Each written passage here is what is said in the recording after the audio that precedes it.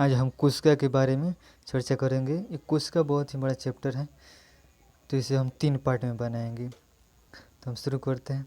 सबसे पहले शुरू करते हैं, कोशिका का अध्ययन क्या कहलाता है। तो कोशिका का अध्ययन साइटोलॉजी कहलाता है। मृत कोशिका की खोज किसने की थी। तो मृत कोशिका की खोज रॉबर्ट हुक नामक वैज्ञानिक ने 1665 ईस्वी में किया था। जीवित कोशिका की खोज किसने की थी। तो जीवित कोशिका की खोज लिवेन हॉक नामक वैज्ञानिक ने किया था। उसके बाद देखते हैं सबसे छोटी कोशिका कौन सी थी। सबसे छोटी कोशिका माइकोप्लाज्म होती है, जो जीवाणु में पाई जाती है। सबसे बड़ी कोशिका शुतुरमुर्ग का अंडा होता है, और शरीर की सबसे छोटी कोशिका शुक्राणु होती है।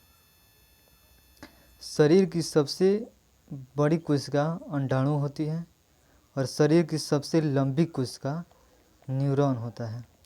कोशिका सिद्धांत स्लाइडेन और स्वान नामक वैज्ञानिकों ने दिया। स्लाइडेन एक वनस्पति वैज्ञानिक थे, जिन्होंने कहा कि पादपों का शरीर सूक्ष्म कोशिकाओं का बना होता है, और स्वान एक जीव विज्ञानी थे, जिन्होंने कहा कि जीवों का शरीर यानी जंतुओं का शरीर सूक्ष्म कोशिकाओं का बना होता है। नेक्स्ट आगे देखते हैं कोशिका झिल्ली। कोशिका में होती है कोशिका झिल्ली। जो कोशिका झिल्ली प्रोटीन की बनी होती है।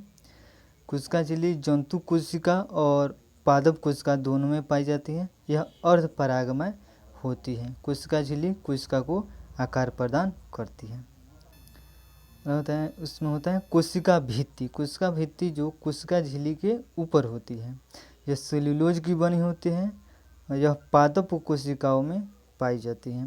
यह सुरक्षा और आकार प्रदान करती है। पादप का मतलब हुआ पेड़ पौधे, जैसे आम या पीपल के पौधे, जिसे छाल कहा जाता है, वहीं जो सुरक्षा और आकार प्रदान करता है, और वो सेल्यूलोज का बना होता है। उसमें रेशे निकलते हैं, जिससे हमारे कपड़े और कागज़ या नोट ये सेल्यूलोज के ही बने होते हैं। माइटोकॉन्ड्रिया, कोशिका के अंदर माइटोकॉन्ड्रिया होते हैं। इसकी खोज ऑल्टमैन नामक वैज्ञानिक ने की थी। इसे कोशिका का पावर हाउस कहा जाता है, इसलिए इसे कोशिका का पावर हाउस कहा जाता है। श्वसन के दौरान उसके अंदर क्रेब्स चक्र होता है, जिसके चलते एटीपी का निर्माण होता है, और 38 एटीपी मिलकर एक ग्लूकोज का निर्माण करते हैं, और ग्लूकोज ऊर्जा का हमारे शरीर में संचरण करता है, इसलिए इसे कोशिका का पावर हाउस कहा जाता है। इसे ऊर्जा गृह भी कहा जाता है। आगे देखते हैं गोल्जी बॉडी। गोल्जी बॉडी यह पूरे शरीर में यह ऊर्जा का परिवहन करता है। जहाँ अगर हाथ में हमारी ऊर्जा की ज़रूरत है, तो गोल्जी बॉडी और सारे शरीर के पार्ट से ऊर्जा को लाकर हमारे हाथों में देता है, और जहाँ प्रोटीन की ज़रूरत होती है वहाँ प्रोटीन देता है। आगे देखते हैं रसधानी। रसधानी में इसमें जल रहता है। इसमें जल रहता है। कोशिकाओं के अंदर जो वैक्यूल्स होते हैं उसमें जल रहता है। पूरे शरीर में लगभग 60 से 65% जल रहता है।